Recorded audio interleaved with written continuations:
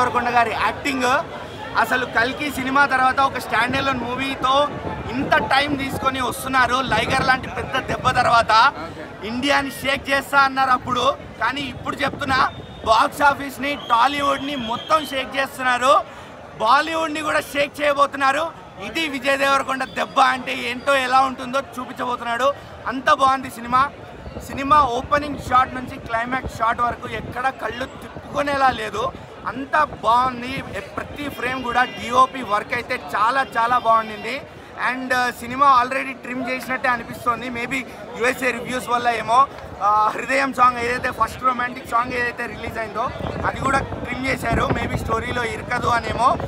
Best thing ఏంటంటే అదే మంచి పని చేశారు. ఎక్కడ కూడా సాంగ్స్ సిచ్యువేషన్కి సంబంధం లేకుండా వచ్చాయి అనిపించలేదు, అంతా బాగుండే. అండ్ బ్యాక్గ్రౌండ్ మ్యూజిక్ అనిరుద్ మళ్ళా నువ్వు మా బక్కడు అని ప్రూవ్ చేసుకున్నావు అబ్బా. సినిమాలో లవ్ స్టోరీ వర్కౌట్ అయిందా? లవ్ స్టోరీ అంటే పెద్దగా ఏం లేదు. ఓకే, సాంగ్స్ అండ్ మ్యూజిక్ ఒక సాంగ్ తీసేసారు.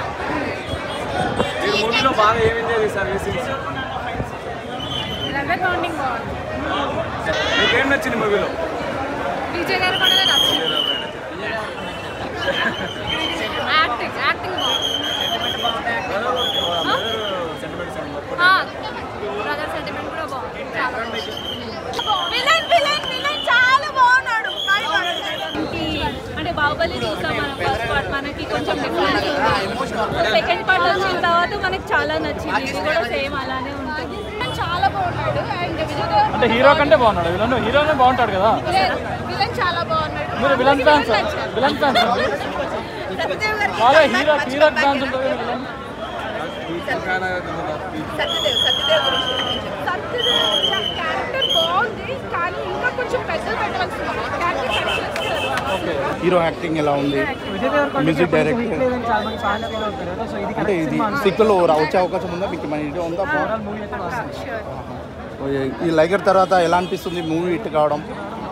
అవుతుంది. పార్ట్ 2 కోసం ఇంకా చూస్తున్నారు, చాలా పార్ట్ 2 కోసం చూస్తున్నారు. హిట్ భయ్యా అంటే మన విజయ్ దేవరకొండ గారు అనుకుంటా కదా హిట్ పడాలి, నేను ఎక్కడికి వెళ్ళిపోవాలని చెప్పి. ఇది ఒక కంబ్యాక్ అన్నట్లు. ఓకే, కొంతమందికి అర్థం కాకపోవచ్చు, అంటే ఇది కొద్దిగా యుగానికి ఒక్కటి మూవీ ఉందా ఆ టైప్ ఆఫ్. అంటే 1920s నుంచి స్టార్ట్ అయ్యి 1990లో ఎండ్ అవుతుంది అనమాట.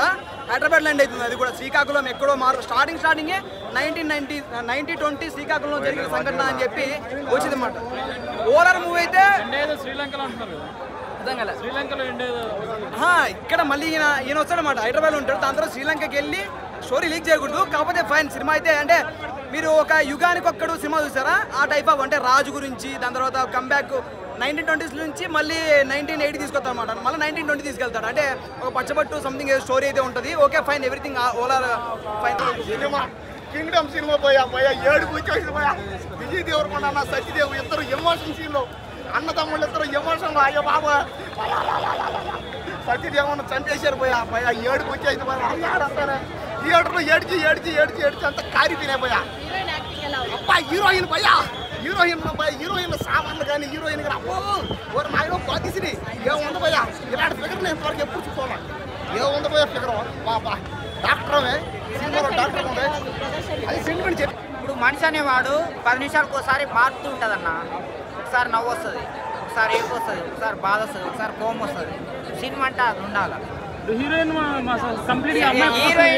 హీరోకి ఏం లేదా? సాంగ్ కూడా డిలీట్ చేసి సాంగ్ కూడా పెద్దగా ఏం లేదు. స్టార్టింగ్ నుంచి ఎండే వరకు మొత్తం అలా పోతుందా? ఫ్లైట్ తీసుకుపోయాడు. ఈడ ఎక్కింది ఆడ దిగింది అంతే. సత్యదేవ్ యాక్టింగ్ ఎలా ఉంది?